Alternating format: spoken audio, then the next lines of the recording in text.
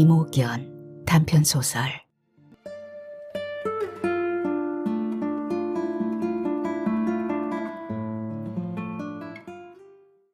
배가 고픈 것은 아니었다. 그냥 밥이 먹고 싶었다. 갓 지은 밥을 먹어본 지가 언제인지 까마득했다.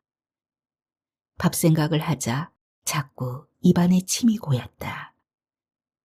결국 먹고 싶다는 욕망이 한 달 이상 누워있던 몸을 일으켰다.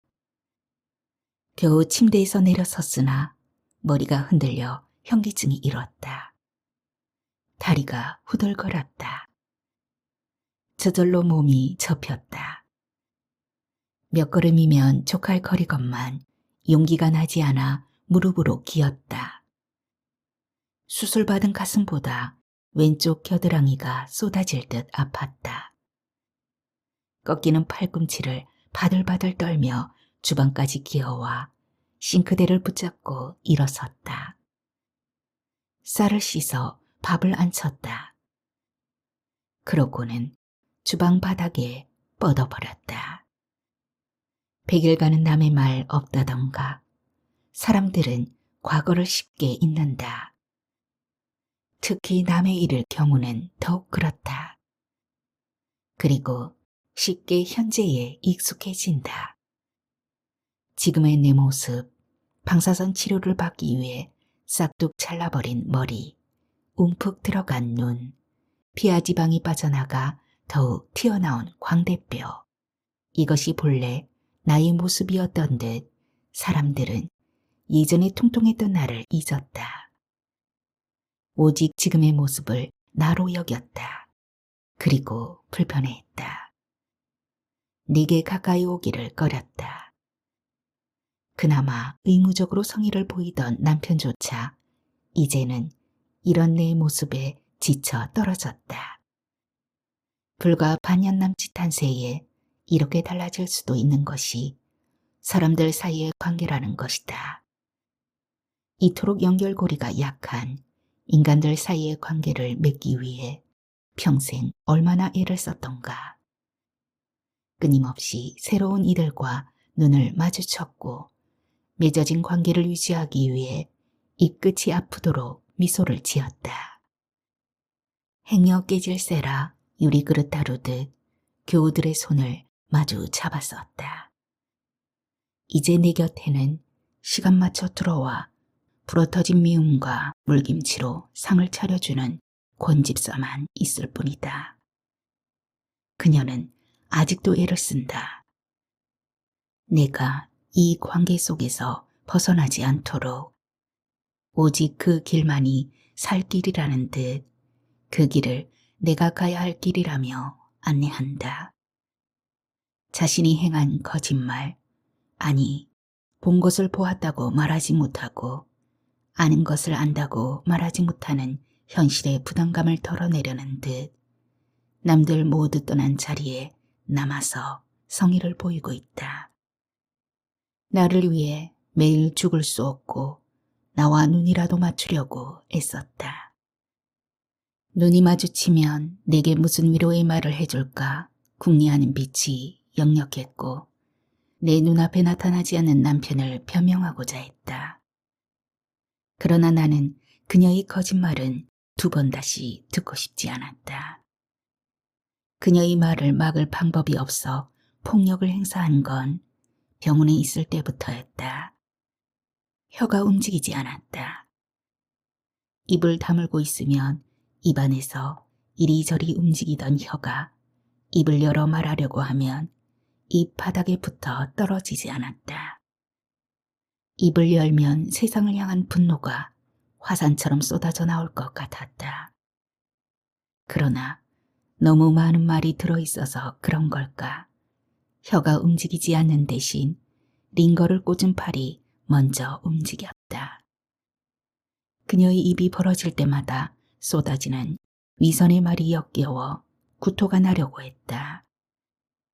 그러나 내 목구멍을 넘어오는 소리는 동물들의 울음소리처럼 기본 모음들의 강세를 준 외마디에 불과했다. 그녀의 말을 막을 방법이 없었다. 하는 수 없이 주먹을 휘둘렀다. 주먹을 휘두를 틈이 없으면 닥치는 대로 그녀의 몸뚱이를 꼬집어 뜯었다. 말을 하려고 입을 열다 입술을 얻어맞은 그녀는 연신 주여를 외쳤다. 나를 친딸처럼 아껴주던 그녀도 결국 나를 마귀 들린 사람이나 사탄 보듯 두려워했다. 하지만 사람들이 내가 발작을 일으키는 원인을 알아채는 데는 그다지 오랜 시간이 걸리지 않았다.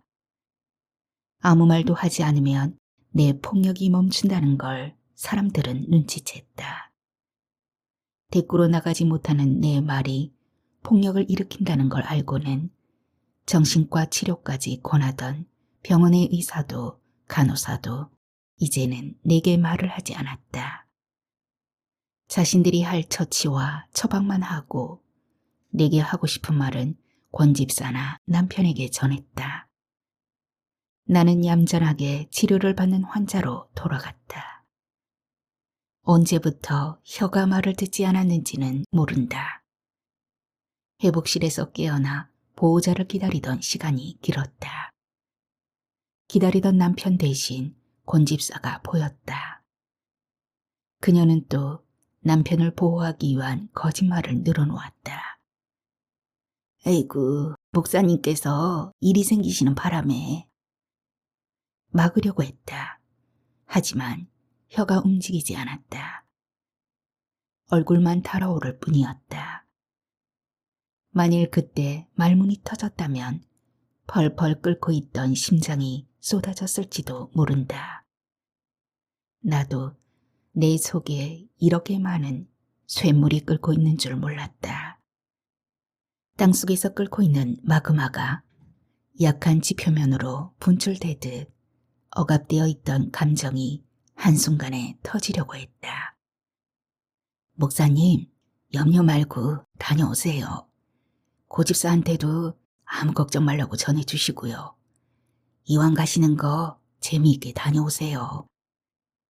속삭이는 권집사의 말이 종이컵에 줄을 연결해 만든 실 전화기에 귀를 댄 것처럼 내 귀 속으로 쏙 빨려 들어왔다. 남편이 수술실로 나를 밀어넣고 난 후였다. 문은 닫혔지만 대기실 현관을 벗어나지 못했던 나는 침대에 누운 채 그들이 은밀하게 주고받는 이야기를 들어야 했다. 밤새 무릎을 꿇고 기도하며 하나님 아버지를 찾던 남편이었다. 손을 내 머리에 얹고 올리는 그의 기도는 절절했다. 그동안 서운했던 감정을 모두 잊게 만들었다. 그의 기도에 하나님이 내 안에 머무는 듯 마음이 편안했었다.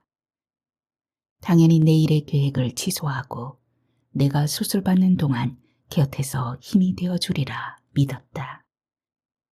수술을 하는 동안 남편은 춘천에서 열리는 세미나에 참가해야 했다. 고집사와 함께 가기로 되어 있었다. 그녀와 남편이 가까워진 건 승마 때문이었다. 남편은 신도들의 눈을 피해 승마에 흠뻑 빠져 있었다. 승마와 승마 매니저인 고집사는 남편이 거부할 수 없는 유혹이었다. 밤새 주님께 자기를 잡아달라고 떨며 애원해봐도 그녀의 앞에만 서면 그는 속수무책이 되었다. 약속 시각이 다가오면 그는 기어이 유혹의 현장으로 달려가곤 했다. 그날도 수술실 밖에서 기도하며 기다리겠노라던 지난밤의 약속을 어기고 그녀와 함께 쾌락의 향연으로 들어가고야 만 것이다. 어쩌면 이 세상을 사는 사람들에게도 TV 드라마에서 본 것처럼 단골 배역이 주어지는 건지도 모른다. 두 발을 땅에 굳건히 딛고 정신은 하늘을 향한 채 선한 이웃으로 살아가는 인물이 지금까지 내게 주어진 배역이었다. 나는 목사의 아내로서 나를 내세우지 않아야 했다. 주변의 이야기를 들어주고 그들이 불편해하는 것을 함께 공감해주는 사모 역할. 내 아픔보다는 주위의 아픈 이들을 찾아 위로해주는, 남보다 조금 더 참고 남보다 조금 더 손해보는, 착하다는 허울 좋은 미명으로 감정을 착취당하는 주인공. 그래야 주변이 편안했고 안온한 일상이 유지되었다. 조금 힘은 들었지만 그렇게 사는 것이 내게 어울리는 역할이라고 생각했다. 그런데 수술 후 의식을 회복하는 순간 수술 대기실에서 주고받던 그들의 목소리가 새삼 떠올랐다. 그간의 삶이 내 의지로 살아온 게 아니라는 걸 깨달았다. 내 모습이 저들의 덫에 걸려 노란한 꼭두각시처럼 느껴졌다. 배신감만은 아니었을 복잡한 감정들이 날뛰기 시작했다. 1박 2일로 떠난 남편이 돌아올 리 없었건만 권 집사는 나를 바보 천치로 여기는 듯 거짓말을 늘어놓았다. 남들은 2시간이면 깨어나는데 사모님은 3시간 만에 깨어나셔서 얼마나 걱정했는지 몰라요. 무의식인들 깨어나고 싶었을까. 속삭이는 권 집사의 말이 뱀처럼 징그러웠다. 누구를 향한 것인지 알 수 없는 화가 치솟았다. 행여나 오지 않았을까. 남편을 찾아 두리번거리는 내 모습이 초라했다. 그걸 본 권 집사는 또 거짓말을 늘어놓았다. 조금 전까지 기다리셨는데요. 급한 약속 때문에 잠깐 나가셨어요. 곧 돌아오신다고 했으니까 저랑 같이 입원실로 올라가서 기다리세요, 사모님. 그녀의 손이 닿은 부분이 뱀에 스친 듯 서늘했다. 다시 잠속으로 빠져들었다. 이제는 정말 깨어나지 않았으면 싶었다. 몇 시간 만에 눈을 떴을 때도 남편은 보이지 않았다. 아직 그들의 1박 2일이 지나지 않은 것이다. 수술 소식을 듣고 온 몇몇 교인들이 침대가에 어정쩡하게 서 있었다. 그들을 보는 것이 괴로웠다. 그들의 위로가 가증스럽게 느껴졌다. 어느 한순간을 모면하려는 위선자들 같았다. 뒤늦게 헐레벌떡 달려온 남편을 권 집사가 막는 게 느껴졌다. 너무 늦은 것에 대한 권 집사의 hir난과 남편의 구구한 변명들이 새어 들어왔다. 들어와 손을 잡으려는 남편을 보자 살기가 일었다. 소리를 내질렀다. 하지만 소리 대신 눈알이 튀어나갈 것처럼 부풀어 오르는 걸 느끼며 기절해 버렸다. 목회자의 반려자가 되는 것은 영광스럽기도 하지만 무한한 인내가 필요한 일이다. 목사는 아내만 바라보는 연연집 남자들과는 달라. 네가 주님 받들 듯 해야 신도들도 네 남편을 공경할 거야.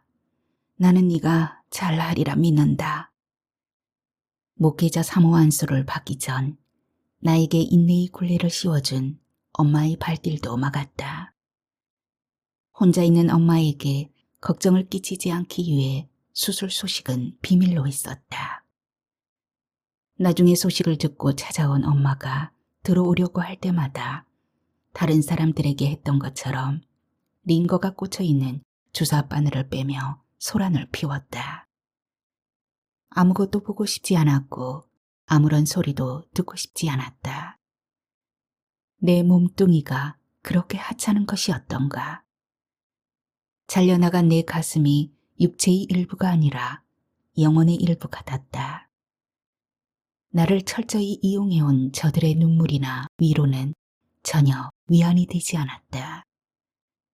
특별히 관심을 가졌던 곳도 아니었건만 밋밋해진 한쪽 가슴을 만져볼 엄두가 나지 않았다.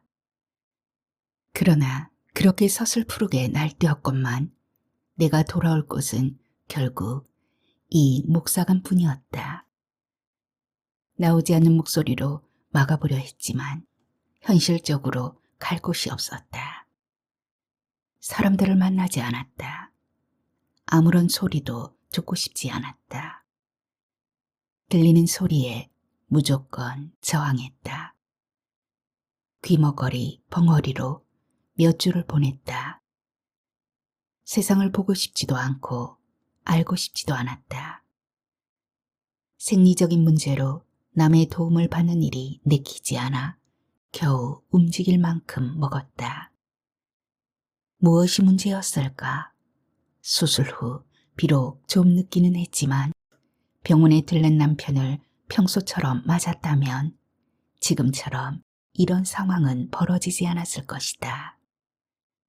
내 배역은 여전히 TV 드라마 속 착한 주인공. 그 순간을 잘 넘겼더라면 문병원 교우들을 예의 그 환한 웃음으로 맞았을 것이고 발병 전에 내 몸 증세를 넋두리처럼 얘기했을 것이다.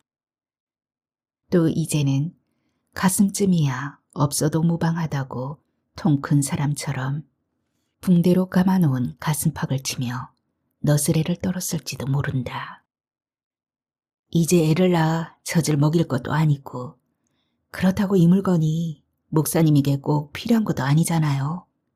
또 몰라. 10년 전이었다면 큰일 났다고 난리를 쳤을지도. 안 그래요, 집사님? 이렇게 농담을 섞어 말하면 위로할 말을 찾던 교인들은 역시 사모님은 알아줘야 해 하며 마음을 풀고 나에게 다가앉았을 것이다.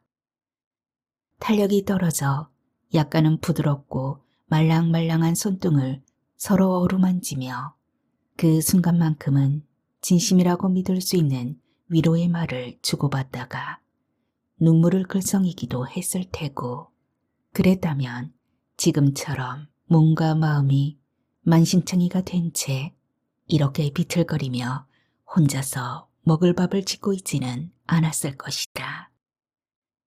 압력밥솥의 추가 돌아가며 내뿜는 증기에서 오랫동안 익숙한 냄새가 난다.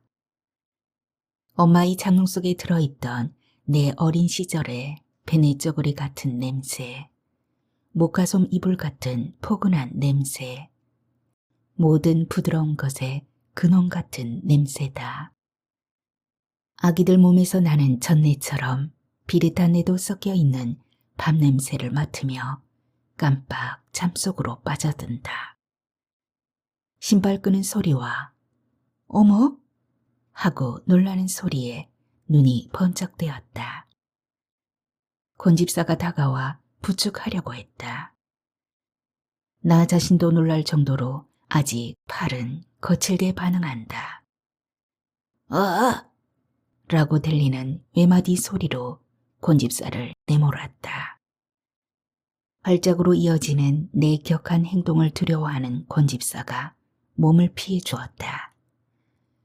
그나마 잠깐 쓰러졌던 것이 기운을 차리게 했다. 갓 지은 밥 한 그릇을 앞에 놓고 앉았다. 엉겨 붙어있는 밥알들이 사람들 사는 모습 같다. 한 알 하나를 떼서 입에 넣는다. 모두 같은 맛을 내는 밥알들이다. 밥을 담은 주발에서는 아른아른 김이 올라오고 있다. 언젠가 본 언제 터질지 모른다는 화산지대에 바위 틈에서 솟아오르는 가느다란 연기 같기도 하다. 그러고 보니 냄새도 서로 비슷한 것 같다. 고소한 밥 냄새와 유황이 섞인 화산 주변의 구릿한 냄새. 하긴 이 고소하고 달착지근한 밥알을 씹다 보면 약간 누릿한 냄새도 배어있다. 이것을 씹어 삼키면 화산 속 물질과 비슷한 성분이 될 터 밥 냄새와 화산의 유황 냄새가 그리 달라야 할 이유도 없다. 씹는다. 슬그머니 입을 벌려 씹는다를 발음해 본다. 역시 혀가 움직이지 않는 입에서는 알 수 없는 단어가 쏟아진다. 나쁘지 않다. 말을 못한다고 조조해야 할 것도 없다. 차라리 움직이지 않는 혀가 사람들을 차단해주니 고맙다. 나는 무심히 식탁 유리 밑에 끼워놓은 사모의 10계명을 들여다보며 밥알을 단내가 나도록 씹는다. 언젠가 사모를 위한 모임에 갔다가 받아온 유인물이다. 그 목사님은 혹시 성의 유혹에 빠질지 모르는 목사들을 위해 안사람들이 미리 대처하는 방법을 적은 것이라며 식탁에 두고 늘 읽으라고 했다. 그런 연관성 때문일까? 씹는다의 씹과 속어 씹을 떠올린다. 씹. 사람들은 왜 남녀의 교합을 씹이라고 했을까? 씹는 것과 무슨 연관이 있을까? 눈은 유의물을 따라간다. 첫째, 남편의 성적 욕구를 한 군데로 집중시켜야 한다. 모든 남자들은 성적 욕구에 있어 동일하다는 것을 알아야 한다. 성직자라고 예외는 아니니 한 몸을 이룬 아내로서 그것까지도 도울 수 있다는 적극적인 입장을 갖고 남편과 자기 자신을 관리해야 한다. 즉, 자기 자신의 성적 매력을 가꾸는데 게을리하지 말라는 말이다. 피식하고 웃음이 샌다. 이런 말이 왜 필요한지 얼마 전까지는 몰랐다. 식탁 유리 밑에 끼워두긴 했지만 그것이 그 자리에 있다는 것도 의식하지 못했다. 남편과 둘만 사는 목사관. 교인들 몇을 제외하고는 쉽게 드나들지 못하는 장소였다. 이곳에서는 목사와 사모라는 짐을 내려놓고 자유인이 되어도 좋은 공간이기에 이것을 장난처럼 끼워놓고 보며 한때는 서로를 쿡쿡 찌르며 기들거리기도 했었다. 그런데 다시 읽어보니 이 글을 쓴 목사는 여자에게도 성욕이 있다는 사실을 잊고 있는 것 같다. 오로지 남편인 목사의 성적 욕구를 위해 너희는 성을 바쳐라. 이런 뜻으로 들렸다. 그렇지만 남녀 관계가 그렇게 하란다고 그대로 행해질 수 있는 것인가? 그럼에도 나는 전에는 왜 이런 의문을 갖지 않고 넘겼을까? 둘째, 부부간의 감정적인 결함은 간음으로 가는 첫 번째 조건이다. 결혼과 목회 생활이 만족스럽지 못한 목회자와 정신적으로 유린당한 여성을 간음보다 더 빨리 결합시켜주는 연결고리도 없다. 그러므로 언제든 마음이 하나 되도록 노력하라. 공감하며 고개를 끄덕였던 기억이 난다. 불미스러운 일은 소문으로도 많이 들었다. 그러나 우리 사이는 그럴 리 없다고 믿었다. 남편이 결혼과 목회 생활에 만족하지 못한다고 여기지도 않았고 고집살을 정신적으로 유린당한 여자라고 느끼지도 않았다. 침실과 기도 생활이 하나가 되도록 노력해야 한다고 했다. 의외로 많은 남자들의 성적 지식이 거의 백지 상태에 불과하다는 사실을 알고 남편에게 성적 지식을 보태주라고도 했다. 남편을 목사로서 보기보다 남자로 바라봐라. 목사는 목석이 아니다. 누구보다 더 많은 성적 유혹 앞에 서 있는 존재일 수 있다.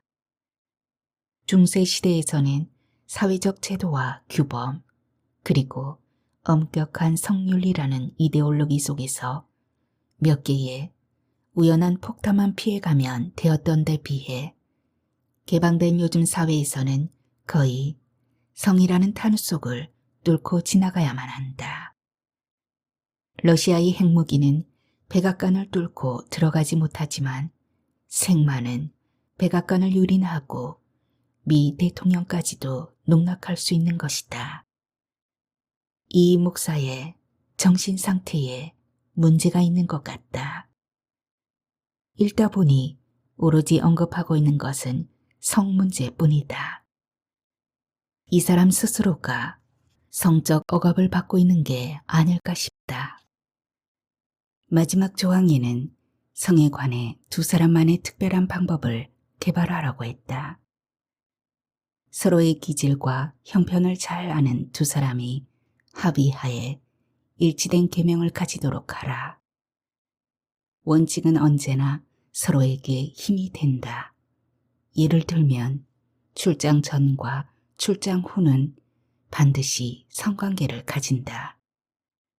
출장가는 남편 속주머니에 가족 사진을 집어넣는다 등이다. 나아가 1년에 서너 차례는 성적 유혹으로부터 서로를 보호하기 위한 책을 같이 읽는 등 독서요법을 택한다. 부부 세미나에 같이 참석하여 예방 백신을 접종하는 것으로도 서로의 행복을 증진시켜 나갈 수 있다. 이렇게 구체적인 글이었던가 싶다. 물론 내가 성적인 문제를 남들과 비교한 적은 없다. 그러나 그쪽으로 발달했다면 성적 욕망을 발산할 수 있는 다른 위치에 있지 않았을까. 사람들은 자신이 감당할 수 있는 길을 택하기 마련. 이렇게 성에 대해 고민할 정도였다면 좀 더 선정적인 길을 갔을 것이다. 목회자 남편을 선택한 대부분의 부인들이 그렇지 않을까 싶다. 그런데 왜 이런 설교를 목회자의 부인들에게 했을까? 나는 별 문제가 없다고 여겼다. 언제부터 남편의 마음에 틈이 생겼는지 알 수 없다. 그런데 밥을 씹다가 씹다와 씹의 어원을 궁금해하는 걸 보면 내 속에도 성적 억압이 있었다는 얘기인가? 밥을 천천히 씹는다. 입안에 달콤한 물이 고인다. 그러고 보니 그 행위와 비슷한 것도 같다. 추하다는 생각이 들어 고개를 흔든다. 다시 밥알을 몇 알 떼서 입에 넣는다. 만일 그날 고집사와 남편이 떠나는 걸 몰랐다면 지금의 내 모습은 예전과 같이 평온했을까? 비록 한쪽 가슴을 떼어내기는 했지만 여전히 밝은 얼굴로 남편과 주의 뜻을 받들고 있었을까? 수술 대기실로 들어가는 자동문이 좀 더 완벽하게 소음을 차단하는 문이었다면 나는 그들이 주고받는 밀담을 듣지 못했을 것이다. 또 그날의 수술 스케줄이 그렇게 많지 않았다면 나는 문 앞에서 지체되지 않고 바로 대기실 깊숙이 들어가 그들이 주고받는 이야기를 들을 수 없었을 것이다.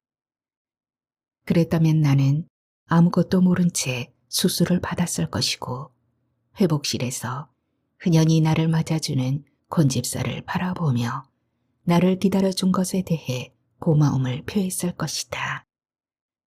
그리고 그녀가 남편을 변호하는 소리를 의심 없이 받아들였을 것이고 수술 시간을 맞추지 못한 남편에게 수고했노라고 말했을지도 모른다. 이미 일어난 일이고 바뀔 수도 없는 상황이다.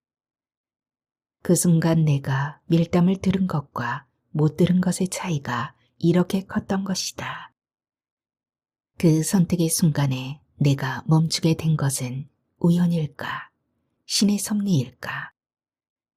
모든 진실을 모르는 채 평화롭게 사는 것이 돌이킬 수 없는 사실에 괴로워하며 사는 것보다 나은 것이라 말할 수 있을까? 남편과 건집사 사이에 특별한 말도 없었건만 그 짧은 순간에 나는 왜 또 모든 사실을 알아챈 것일까? 분명 그들의 연결고리를 알아버렸다.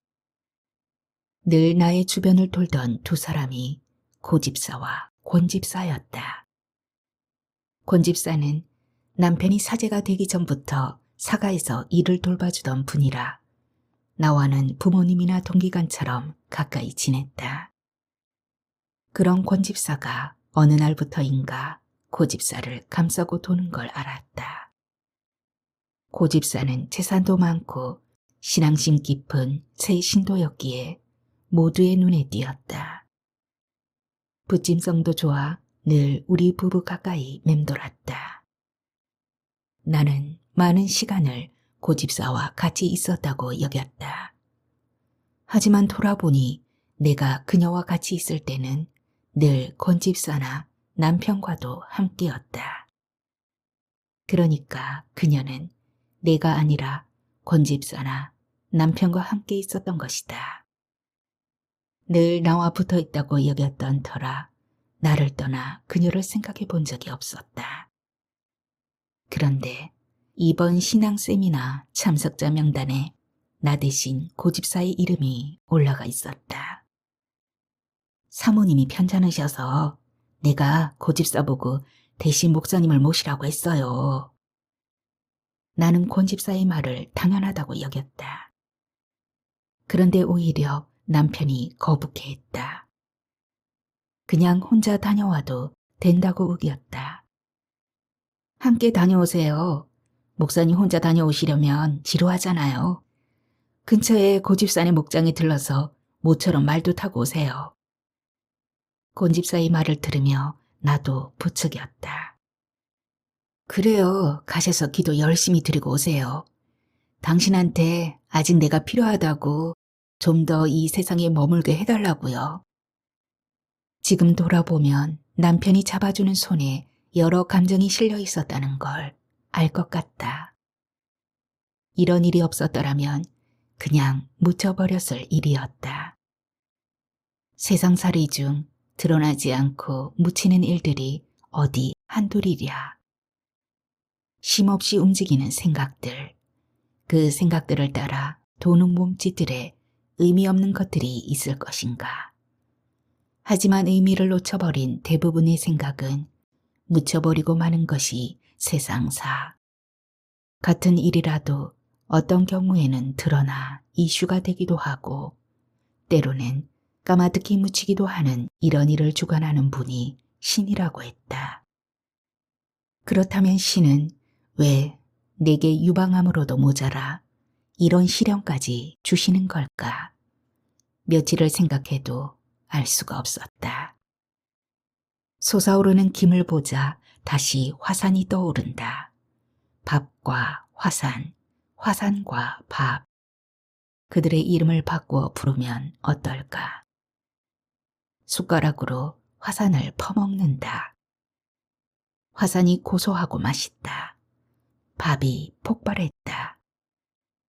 검붉은 불길이 치솟고 밥재가 하늘을 뒤덮었다.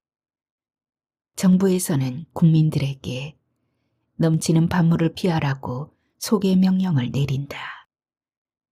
비상경보 발령, 밥물 대피. 나는 밥을 먹다 말고 희죽 웃는다. 그 사이로 침이 주룩 흐른다. 언제부터 서 있었는지 권집사가 기겁하고 휴지 한 장을 빼서 내준다. 밥을 먹고 나니 경계심이 풀린 걸까. 그녀를 보며 나도 모르게 씩 웃었다. 그러고는 이제 돌아가라고 손짓한다. 권집사는 몸짓을 섞어 말한다. 이제 괜찮으세요? 나가도 되겠어요? 제 가슴을 치며 묻는 동작이 내가 귀머거리라도 된 것처럼 여기는 눈치다. 고개를 크게 주걱거려주자 권집사가 앞치마를 벗으며 중얼거린다. 참 모를 일이요. 귀신에 신 것도 아니고 멀쩡하던 사람이 어째 저렇게 변했을까? 그녀는 모른다. 내가 모든 걸 알고 있다는 사실을. 아직도 그녀는 나와 신도들의 눈앞에서 내 남편과 고집사의 은밀한 관계를 감춰주기에 급급하다. 남편은 그녀에게 감사할 것이다. 어느 부모가, 어느 형제가 저처럼 제 뜻을 따라줄 것인가?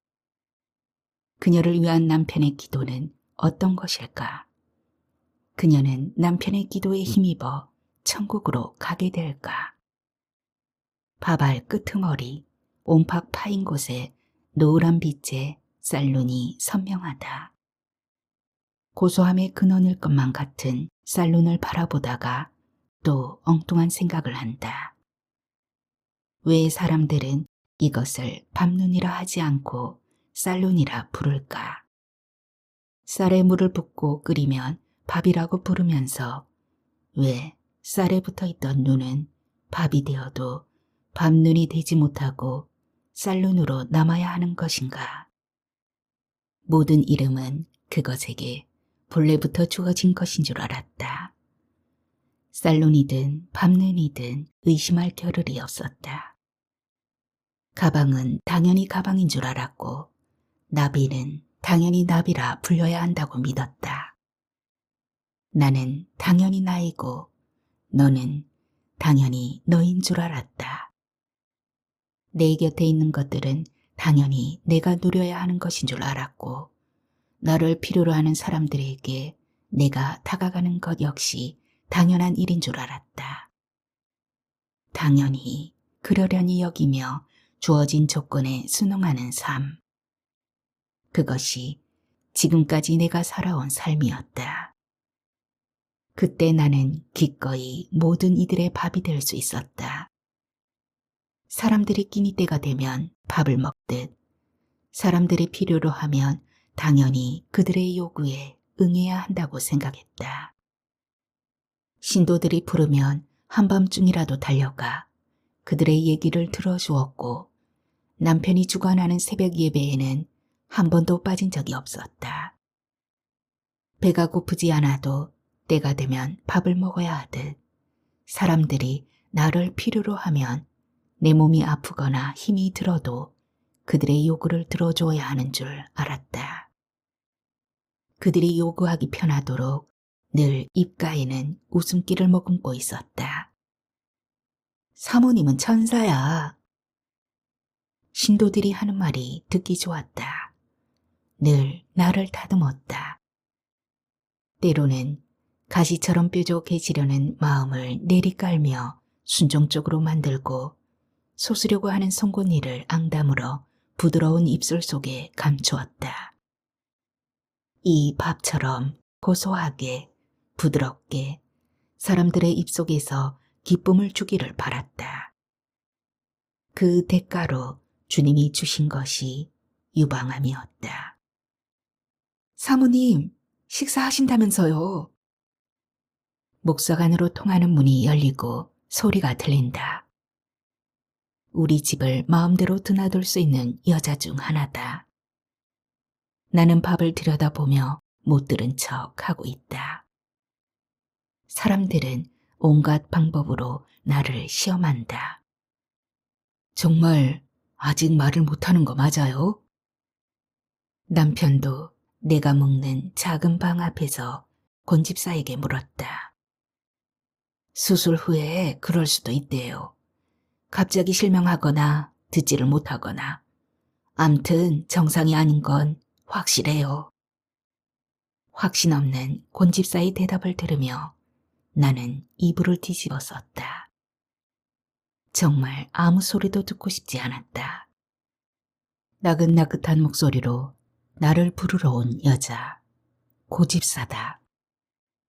파마해서 구불거리는 긴 머리를 두 귀 뒤로 넘겼고 어디선가 스민 햇살에 반짝거리는 귀걸이를 달고 있는 여자. 사람들은 이런 사람을 보며 여자답다고 한다. 나도 예전에는 고집사를 우리 교회에서 가장 아름다운 선도라고 생각했다. 그녀의 저희를 의심하지 않았다. 분홍빛과 갈색의 체크무늬 원피스는 단정하면서도 품위가 있다고 여겼다. 불룩한 가슴이 허리 부분에 짙은 갈색 벨트로 인해 더욱 볼륨이 있어 보인다. 왜 저렇게 가슴을 드러내야 할까?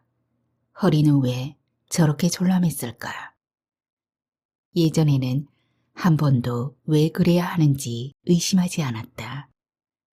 당연한 것인 줄 알았으니까. 그러나 지금은 아니다. 남자들이 좋아할 몸이다. 아니 어쩌면 여자들이 더 관심 있게 볼 몸인지도 모르겠다. 내 눈은 고집사의 볼록한 가슴에 고정된다. 이 여자가 먼저 잠옷 안에 있는 밋밋한 내 가슴을 의식한 모양이다. 고집사는 얼른 고개를 숙여 가슴을 가린다. 그러고는 아무렇지도 않은 표정으로 얼굴에 환한 미소를 지은 채 다시 한번 말한다. 혼자 이러고 계시지 말고 저희와 함께 식사하러 가세요. 예전에 나도 저랬을 것이다. 정작 당사자들의 마음은 헤아리지 못한 채 내 마음대로 선이라는 미명을 씌워 막무가내로 사람들을 괴롭혔을지도 모른다. 그들 중 나의 위로가 아무런 도움이 되지 않는 사람도 있었을 것이다. 나는 다시 손으로 밥알을 떼어 입에 넣으며 가볍게 한숨을 쉰다. 지금 고집사의 행동에는 진심이 담겨 있다. 내가 아무것도 모른다고 생각하는 한 그녀의 저런 행동은 진심일 수 있다. 그래야 마음의 빚이 조금 가벼워질 테니까. 이렇게 몸과 마음이 병든 아내의 남편을 취하려면 저 사람의 마음도 편치 않을 것이다. 그러니 저 사람은 내가 알고 있다는 사실을 모르는 것이 진실되게 행동할 근거가 되는 것이다. 나는 권 집사가 그랬듯이 괜찮다고 어서 목사님 모시고 가서 식사하고 오라고 이렇게 말할 뻔했다. 얼른 정신을 차렸다. 식탁 위에 놓여있던 숟가락을 집어던질 자세를 취하자 그녀가 놀라 방을 나갔다. 이것이 과연 내가 하고 싶은 일인가? 나는 아직 잘 모르겠다. 고분고분해지려는 것이 내 마음인지 이렇게 위약을 떠는 것이 내 본심인지 가슴을 잘라야 한다는 사실까지는 담담하게 받아들였다. 그런데 실제 당해보니 그 사실을 감당하기 버거워서 마침 기회다 싶어 꼬투리를 잡아 유난스럽게 구는 것은 아닐까. 그 또한 모를 일이다. 유방암이 상당히 진행된 것 같다고 하루라도 빨리 수술해야 한다고 했다. 벌써 다른 부위로 전이 되었을지도 모른다고도 했다. 수술해도 괜찮을 것 같았다. 지금까지 믿음으로 이어져 왔듯이 우리 부부에게 내 가슴 하나 없는 것쯤은 문제도 되지 않을 거라 여겼다. 그러나 결국 가슴이 문제였다. 가슴을 잘라내는 일만 없었다면 이런 실마리는 제공되지 않았을지도 모른다. 설령 남편이 고집사와 잠깐 정분이 났더라도 쉽게 제자리로 돌아올 수도 있었을 것이다. 그러나 이제 그는 돌아올 곳이 없다. 나 역시 20년을 살아온 이곳이, 아니 내가 낯설다. 내 마음이 쉴 곳이 없어졌다. 내가 알고 모르고의 차이가 이렇게 큰 일을 만든 것이다. 차라리 몰랐더라면 좋았을 거라는 생각도 든다. 그렇다면 이렇게 가슴 잘린 부분을 한번 열어보지 않은 채 한 달 가까이 샤워도 하지 않고 버티지는 않았을 것이다. 누구도 접근하지 못하도록 폭력을 행사하지도 않았을 것이다. 그렇다고 이대로 죽을 수도 없다.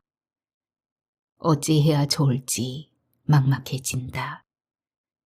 내가 모든 사실을 알고 있다고 그들에게 알린다 한들 달라질 것이 무엇인가? 그렇다고 내 속이 후련해질까? 배신감이 줄어들까? 내가 바라는 것이 저들을 망신 주려는 것인가?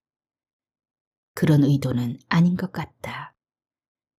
그럼에도 왜 이리 화가 가라앉지 않는 것일까? 내가 제압할 수 없는 이 마음은 나의 것이 아닌가?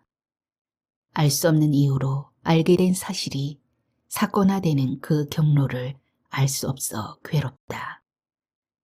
결국 인간이 일으키는 사건들을 연결고리로 이어주거나 비껴가게 하는 것이 신의 영역이라면 신의 영역은 늘 유추의 영역일 뿐이다.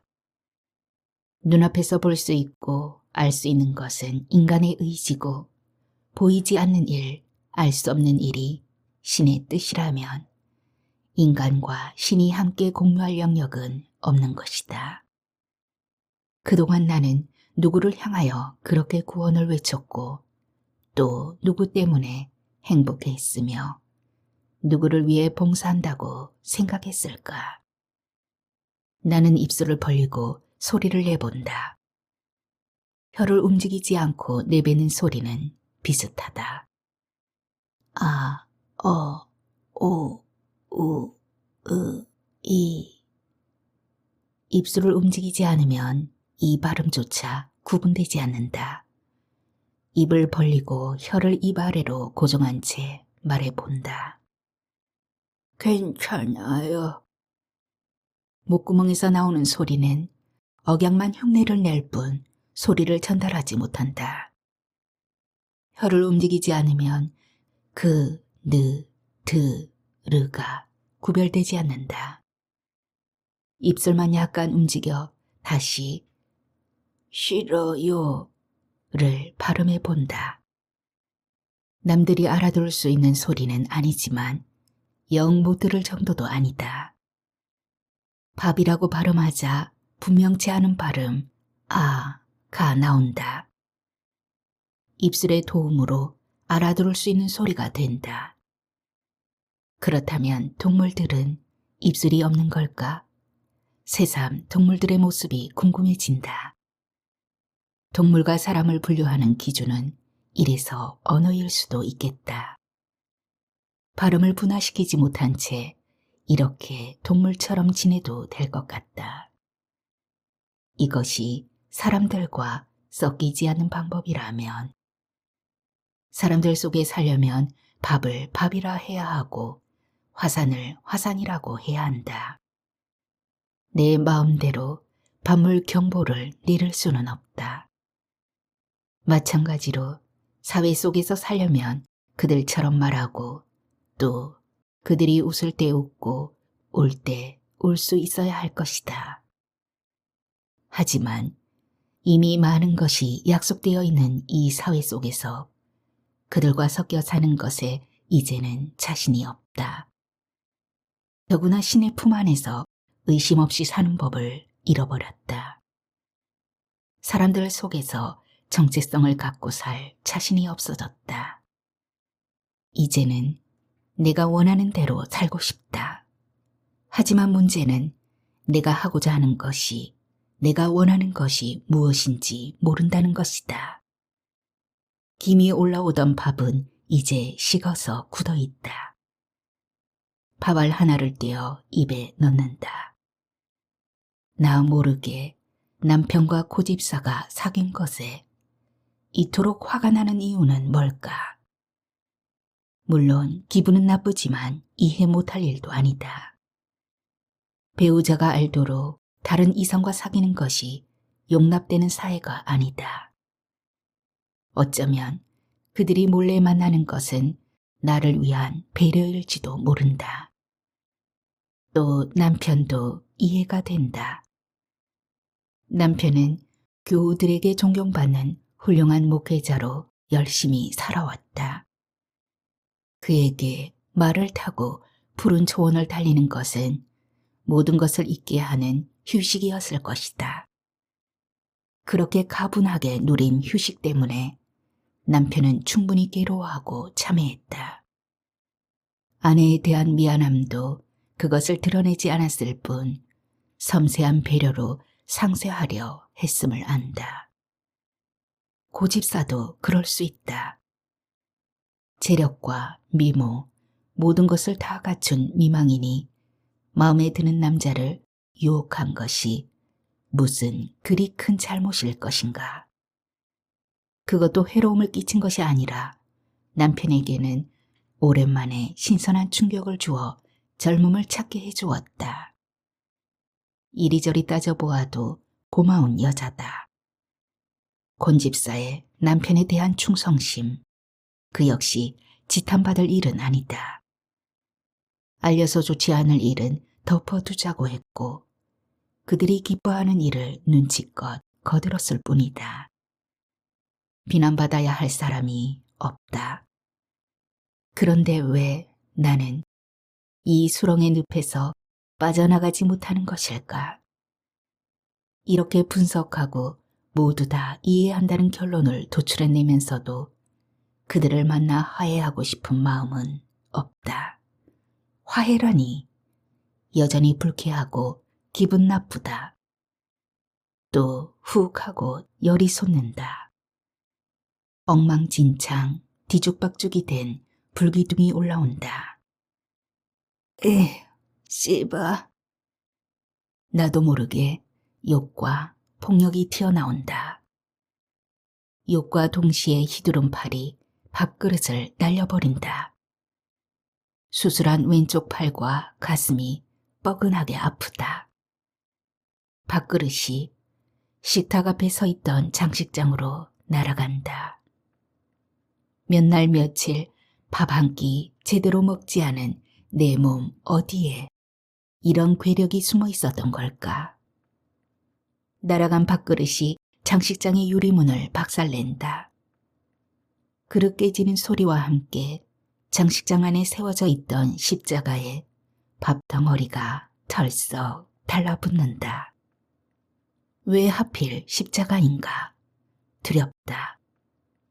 두려움과 불안함, 비겁함과 억울함, 분노와 슬픔이 뒤섞인 감정이 나를 떨게 한다.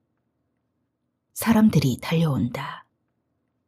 나를 잡으려고 하는 손길을 털어내며 소리를 지른다. 온몸을 부들부들 떨면서 내지르는 나의 목소리가 낯설다. 인간의 언어로 분화되지 못한 두려움에 가득 찬 동물의 울부짖음이 목사간에 가득 찬다. 소리를 가두기 위해 권집사가 달려든다. 그 순간 입을 막으려는 권집사의 손바닥을 와삭 물고 흔든다. 내 목소리보다 더 큰 권집사의 비명이 내 소리에 화음을 넣는다. 뒤이어 달려온 남편의 눈이 십자가에 매달린 밥덩어리와 한 덩어리로 뒤엉킨 나와 권집사 사이를 바쁘게 오간다. 나를 떼어놓으려 달려드는 남편의 곤혹스러워하는 눈길을 피하지 않으며 나는 권집사의 손바닥을 물고 늘어진다. 철썩 내 뺨으로 떨어지는 남편의 손길이 맵다. 모처럼 느끼는 통쾌한 감각이다. 나도 모르게 웃음이 비어져 나온다.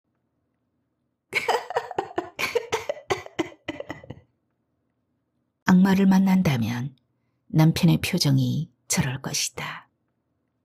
우습다. 나도 모르게 웃음소리가 점점 더 커진다. 그 웃음을 그칠 수가 없다. 창자 깊숙한 곳에서 새어나오는 괴기스러운 웃음소리를 도저히 멈출 수가 없다.